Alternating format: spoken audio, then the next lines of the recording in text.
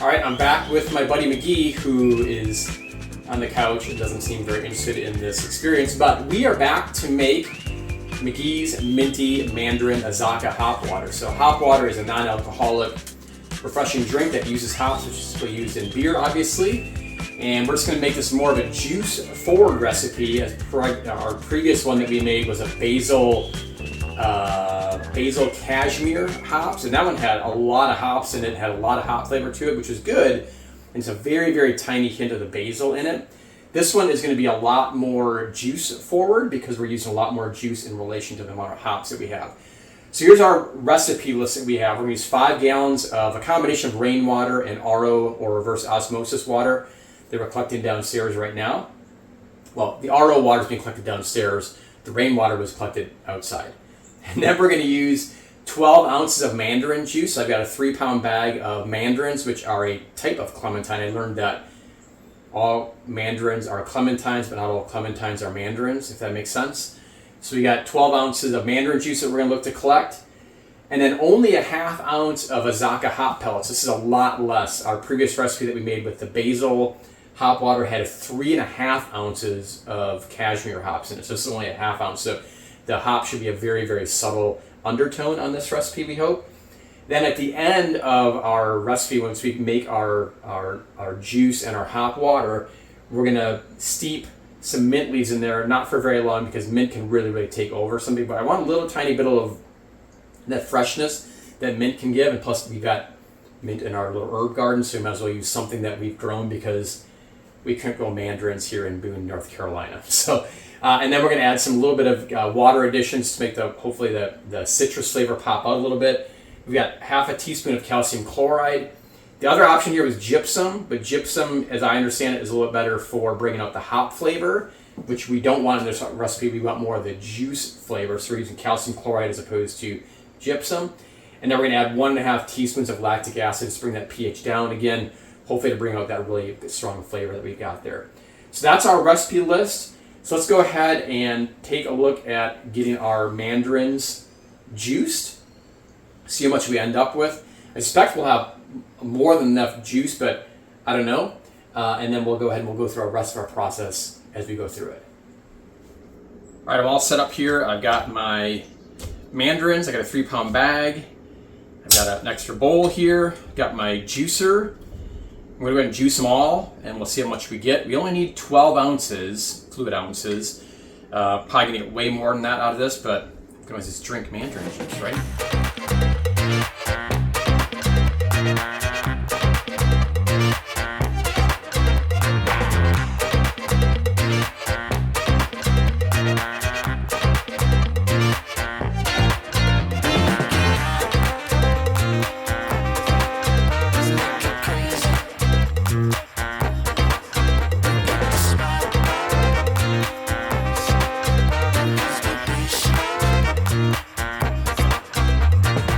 Alright, so by just doing the squeezer with the mandarins, we got just shy of 12 ounces. But I still got the spent mandarins, if you will. And so I'm just going to compress them a little bit in the bowl. Just going to get a little bit of extra juice, I think, out of there. And then we'll compost the rest of the stuff that we've got. There's our 1/2 teaspoon of calcium chloride. There are 8 mint leaves that are lightly bruised. There is 1/2 ounce of Azacca hops, 1.5 teaspoons of lactic acid, and just shy of 12 ounces of our mandarin juice. Let's go check on our water situation downstairs. All right, we have our RO water system going because we need to top off to get our 5 gallons. I only had about 3 gallons or so of rainwater. So we are dripping it in here as we speak, I hope. Yep. And we are currently at about 4 gallons. So once we get to 5 gallons, we can boil this water for about 10 minutes just to make sure it's, hopefully there's no yucky stuff in it. In fact, I might get it boiling now while it's still filling, just to shorten our time period. Then we'll cool it off in order to steep our hops. All right, we're just wrapping up our 10-minute boil here to sanitize this water. So normally when you brew beer, the beer brewing process involves boiling your grains at some point, your wort. But we never really have to boil anything when we're steeping hops. And so if you've got water that's suspect, like I do, using partial rainwater here, I'm boiling it in order to remove, hopefully, any harmful bacteria and that kind of thing from it. So, but what that means then is I have to now let it lower in temperature down to 170 degrees, because that is our steeping temperature. And this device here on the side that's hanging off the lip here is called a hop spider, and that's where my hops are going to go in. So I'm going to let turn the heat off on our boiler, our burner here, as it were. Get our temperature down to about 170 degrees, and then we'll check back in when we add our hops. All right, we're down to temperature. It's time to add our hops.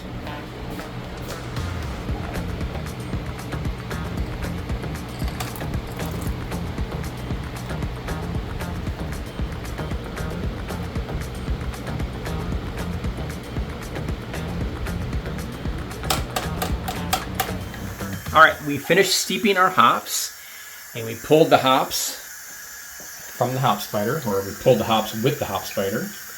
And now we're using an immersion chiller. It's a copper coil that has cold water flowing in the top here, and then it's like a heat exchanger, if you will, and then hotter water is coming out the bottom because it's running through that copper coil. So this should help us cool this mixture faster.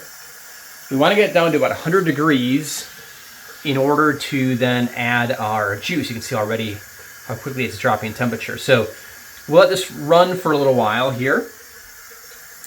So right now at this point all we've done is steep our hops. We'll get our temperature down to about 100 degrees or lower.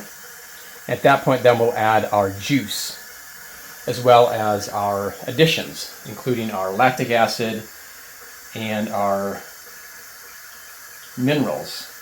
Calcium something, right? All right, we're down to 100 degrees, which means it's now time to add, not the mint, not quite yet. First, the mandarin juice. We're still cooling. We're adding sanitizer to our keg. Our temperature is right at 102 degrees. It's about right for us. Let's go ahead and add our juice.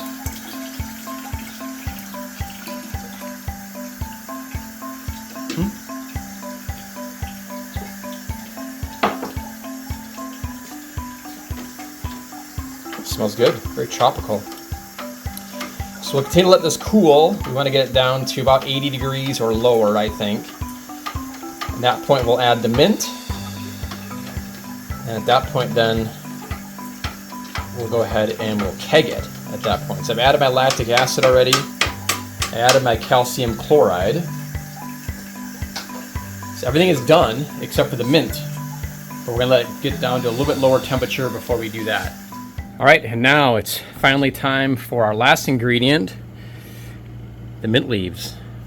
So we got our temperature down to 80 degrees, and so we'll go ahead and we'll add our mint leaves in here. So there we go. I'm going to continue to let the mixture cool because we want to keg it and refrigerate it anyway. I've got my keg ready to go. It's sanitized and cleaned out. So set the timer for 10 minutes, and we'll continue to watch this temperature drop. And then we'll use our sample glass to taste it at 10 minutes and see if that's enough time for the mint flavor to come through the way we want it to.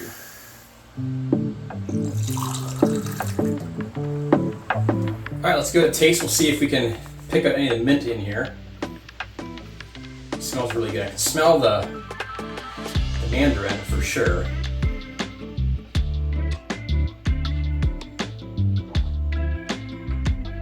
Just a touch of the mint, and hops are there as well. And the hops will come down a bit as it sets and cools. It tastes pretty refreshing. Yeah, the mint is very, very subtle, which it has to be. Otherwise, mint is either subtle or it's all over the place. There's no hardly in between. So I'm gonna go ahead and pull my cooling tubes out of there and transfer it to our keg, and let's see what happens. That's all right.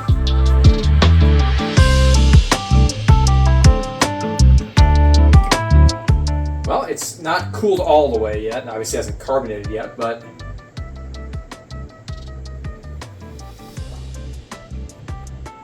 I think that'll be okay. You do get a little bit of hops on the end. It's definitely the citrus forward, which I was hoping for. And I can detect a tiny little bit of mint, which might come through a little bit more once the hops settle down. So we'll see about that. But on the whole, I'd say it's pretty tasty. I would definitely try making that again. I don't know if I would change a whole lot. I'll let it sit for a while yet and get a feel for how it's gonna really turn out. But I like a more juice forward hop water. It doesn't always need to be a super hops in your face kind of drink, especially when you got a really tasty, a drink like a mandarin kind of a juice. So we'll see how it plays out. Cheers.